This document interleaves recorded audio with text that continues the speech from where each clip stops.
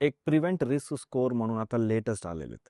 American heart असोसिएशननी एक कॅल्क्युलेटरची तयारी केलेली आहे, ज्याच्यामध्ये आपण आपल्याच व्हॅल्यूज आपण ॲड करून आपल्याला आपल्या 10 वर्षामध्ये हार्ट अटॅक होण्याची रिस्क काय आहे, ते आपल्याला माहिती पडेल.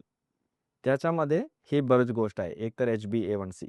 HbA1c हो, ते म्हणजे आपला लिपिड म्हणजे डायबिटीज. प्री डायबिटीज ते आपल्याला एक अंदाजा मिळेल.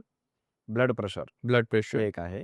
HSCRP हे एक इन्फ्लेमेटरी मार्कर आहे. हाय सेन्सिटिव्हिटी हां, CRP. CRP. पण त्याच्यामध्ये पण आता इश्यू असं झालं की CRP असंच आपल्या हेल्थ चेक्समध्ये रिपोर्ट येऊन जातात. पेशंटला असतो रुमॅटॉइड आर्थरायटिस किंवा दुसरं गोष्ट.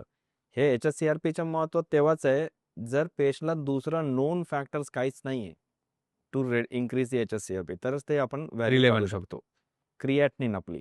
तो क्रिएटिनिनच्या जे व्हॅल्यू जे किडनीच्या हेल्थ म्हणतो आपण, क्रिएटिनचे व्हॅल्यू पण ह्याच्यामध्ये प्रिव्हेंट स्कोअरमध्ये वापरले जातात. Then you have triglycerides and HDL. ते दोन्ही आपण कंबाईन करून देतात. टोटल कोलेस्ट्रॉल तर आहेच. अँड सो दीज फॅक्टर्स आपण ॲड केल्यावर आपल्याला एक कॅल्क्युलेट करून एक पर्सेंटेज देतात. ते पर्सेंटेज 3% पेक्षा जास्त असेल तर युअर बॉर्डरलाईन रिस्क म्हणतो आपण. 3 पेक्षा खाली असेल, लो रिस्क झाला. त्याच्यात 2-3 एक्सेप्शन्स आहे. जर तुम्हाला फॅमिली हिस्ट्री स्ट्राँग आहे किंवा तुम्हाला लाइपोप्रोटीन ए म्हणून एक विशेष प्रकारची आजार आहे. लाइपोप्रोटीन ए वेगळं, ॲपोलाइपोप्रोटीन बी वेगळं आहे.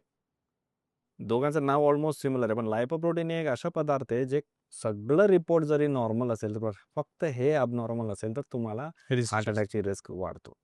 So he risk assessment for general population आपण आता नवीन गाईडलाईन्स प्रकार हे असं करतो आणि आम्ही कॅल्क्युलेट केल्यानंतर मग त्याच्यानंतर एक डिस्कशन असतो. 3%च्या वरती मी म्हटलं की बॉर्डरलाईन रिस्क आहे. तरीसुद्धा गाईडलाईन्समध्ये असं नाही आहे की द्यायलाच पाहिजे. Then the discussion starts. Patient प्रिफरन्सला पण थोडं इम्पॉर्टन्स देतो. 5%च्या वर असेल, देन तुमचं evidence is more favouring statins. म्हणजे तुम्हाला स्टॅटिन्स बहुतेक द्यावाच लागणार आहे आणि मीडियम डोसमध्ये द्यावाच लागणार नाही. त्याच्यासाठी पण आपण कट ऑफ ठेवलं. सो ब्रॉडली स्पीकिंग, फक्त lipid profile is only a small part of the entire scoring system. आपण सगळं एक फॅक्टर जोडून बघितलं, तरच आपल्याला एक overall risk of heart attack समजून जातात. आणि लिपिड प्रोफाईल जसं मी सांगितलं, त्याच्यामध्ये पण फार काही डिफरन्स नसेल, तरी तुमची डायबिटीस, BP वगैरे फार जास्त असेल, तर तुमची स्कोर 3 क्रॉस करू शकतो and you may still qualify for a स्टॅटिन.